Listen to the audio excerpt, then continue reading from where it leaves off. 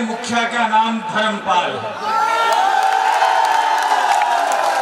जहां धर्म की बात हो वहां कलश यात्रा अनिवार्य है। जहां कलश यात्रा हो और धर्म का निवेश हो वहां सनातन धर्म अनिवार्य है। जहां सनातन धर्म अनिवार्य है वहां भारत की संस्कृति अनिवार्य है। जहां भारत की संस्कृति अनिवार्य है वहां भारत का सदाचार अनिवार्य है। और जहां भारत का सदाचार अनिवार्य है वहीं वसुदेव कुटुंबकम का भी अनिवार्य है। आज इस वसुदेव की भूमि पर खेतड़ी ग्राम के इस ग्राम में मैं आप सबका स्वागत करता हूं, अभिनंदन करता हूं। आपके बीच में हमारे प्रदेश के पूर्व अध्यक्ष और आमेर के वर्तमान में विधायक, बैठ जाओगे तो और मैं आमेर का नाम इसलिए ले रहा हूं कि मैं क्षत्रिय वंश से आता हूं। क्षत्रियों का और गुर्जरों का बहुत निकट का संबंध रहा है। अगर हमारे जीवन में कहीं कोई आशा और अभिलाषा थी तो किसी पन्ना धाय के दूध की वजह से उस जीवन संगरी के रूप में प्रशस्त होने का जो हमें समय पर अगर कोई अवसर दिया तो उस समुदाय के इस जनमानस का मैं स्वागत करता हूं, अभिनंदन करता हूं। सतीश जी का एक और हमसे निकट का संबंध है। आपका निर्वाचन क्षेत्र आमेर है। राजस्थान में क्षत्रियों का एक वंश है जिसको हम कच्छावा वंश कहते हैं। कच्छावा वंश की जो प्रथम गद्दी है उसका नाम आमेर है।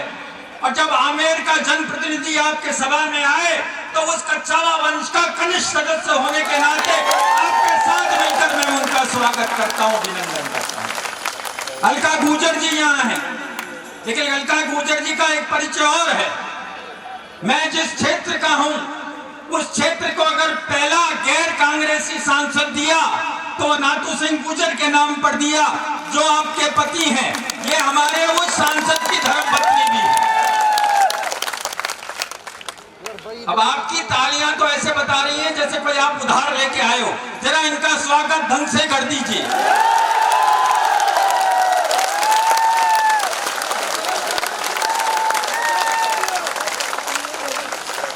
वो राजनीति की वैतरणी पार करने में हमें गुर्जरों की बहुत आवश्यकता पड़ती है। ये राजस्थान की राजनीति के पृष्ठभूमि में जहां वसुदेव को कुटुंबकम मानकर समस्त जाति और समाज को समावेश करके एक राज्य का कीर्तिमान स्थापित कर हम सुशासन की व्यवस्था देना चाहते हैं। आज इस संकल्प की यात्रा के अंदर आपका इस प्रकार से प्रत्यक्ष यहाँ उदाहरण इस बात को आश्वासन देता है, विश्वास दिलाता है कि भविष्य में आने वाले चुनाव में परिवर्तन असंभव है। मैंने असंभव कहा था, मैंने अवश्यम भावी नहीं कहा था। मैं इसलिए कह रहा हूं कि जितनी वाणी से अभिव्यक्त किया जाए जरा तरीके से और ध्यान से सुनना।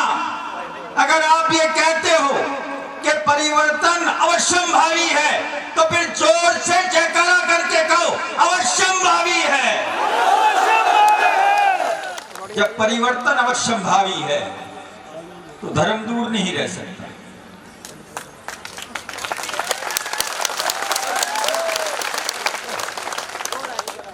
अगर धर्म की मर्यादा पर भारतीय जनता पार्टी को शासन की सुव्यवस्था का प्रतिपादन करना है, अयोध्या में जब रामलला का मंदिर भव्यता के स्वरूप को स्वीकार करता हुआ जब उसका लोकार्पण हो तो परिदृश्य ये होना चाहिए कि जिस दिन लोकार्पण हो उस दिन प्रधानमंत्री के साथ राजस्थान का मुख्यमंत्री भारतीय जनता पार्टी का नेता वह खड़ा होकर वो लोकार्पण कराए। हमारे बीच में यहाँ की जिला प्रमुख महोदया भी, मैं CR चौधरी जी का अगर आखिरी में नाम लूंगा, इसलिए नाम लूंगा, आखिरी में लूंगा कि CR चौधरी जी का संरक्षण की आवश्यकता मुझे बहुत है। मैं जहां से आता हूं ना, वहां चौधरीयों का आधिपत्य खूब है, लेकिन अगर आप हमारे साथ खड़े हैं तो हमें इस बात का आश्वासन मिलता है कि जो हमारा लक्ष्य है उस लक्ष्य की हम पूर्ति करेंगे, और लक्ष्य की पूर्ति करने के लिए सबका साथ चाहिए, सबका विश्वास चाहिए, सबका विकास चाहिए। और अगर हम सब साथ चलेंगे तो राजस्थान की उस व्यवस्था में भारतीय जनता पार्टी की सरकार को स्थापित करेंगे। यही हमारा भविष्य के अंदर आपके बीच में निवेदन है।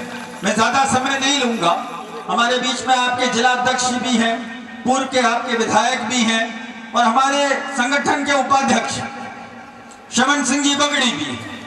हम सिर्फ विनम्र निवेदन करते हैं, भाषण की अभिव्यक्ति में हमारे पास में सत्य का संपूर्ण सार निमित्त है। इस सत्य के सार के साथ में हम निवेदन करना चाहते हैं कि सत्यता को प्रकाशन के रूप में अगर आश्वासन आप मान लो तो हम आपसे ये वादा करते हैं कि अगर आश्वासन के स्वरूप में आपका मत का विश्वास मिल गया और मतदान के स्वरूप में अगर सरकार का निर्माण हो गया, तो जैसे सुशासन की व्यवस्था लोग बाग परिभाषाओं में साहित्य में पढ़ते हैं, वैसी व्यवस्था शासन के स्वरूप में इस प्रजातंत्र में भारतीय जनता पार्टी देगी। हम आपसे इतना ही निवेदन करते हैं। अब आपके और आपके लोकप्रिय नेताओं के बीच में मैं ज्यादा बाधा के रूप में नहीं आना चाहता, लेकिन बड़ी मुश्किल से खेतड़ी आने का अवसर प्राप्त हुआ था, इसलिए अवसर में खोना भी नहीं चाहता था। आप सबने मुझसे धैर्य से सुना। मेरी अगर वाणी में कहीं त्रुटि रह गई हो उसके लिए मैं क्षमा प्रार्थी हूँ, और आप सबसे मिलकर हमारे इस सारे आतिथ्य मंच को मैं अभिनंदन करता हुआ अपनी बात को मैं यहीं विराम कर देता हूँ। जय हिंद, जय भारत, जय गोपीनाथ जी।